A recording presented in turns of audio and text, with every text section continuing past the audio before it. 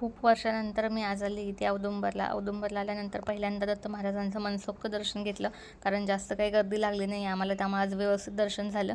दर्शन झाल्यानंतर थोडासा वेळ इथे बसून गाभाऱ्यात नामस्मरण केलं आणि नामस्मरण केल्यानंतर मग बाहेर पडल्यानंतर हे पहा इथे खूप छान वाटते आणि प्रसन्न वाटते. इथे मंदिरात कोणत्याही देवाच्या मंदिरात गेल्यावर छानच वाटतं, पण मला दत्ताच्या मंदिरात गेल्यावर अजूनच छान वाटतं.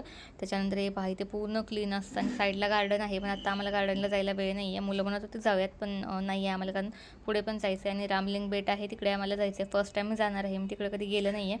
त्यामुळे म्हटलं तसं थोडासा टाईमपास करावा, जास्त काही वेळ नको घालवायला आणि जाऊयात. त्यामुळे पण मुलांना खेळणी घ्यायची होती, तेही थोडीशी घेतली, कारण बाहेर आलो आणि काही न घेता घरी गेलं हे तर पॉसिबलच होत नाही. मुलं म्हणजे मुलंच असतात, ते काही ऐकतच नाही आपलं.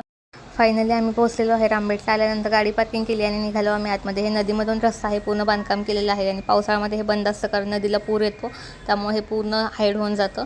आणि आतमध्ये खूप लांब मंदिर आहे आणि ते रामाचं आणि हनुमानाचं असं 2 मंदिर आहेत आणि खूप छान आहे.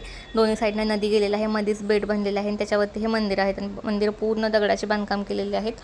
सुंदर वाटते. मी फर्स्ट टाईम आले त्यामुळे मला तर अजूनच छान वाटते आणि अजून थोडंसं पाणी असतं तर मस्त वाटलं असतं असं वाटते, पण माहीत नाही.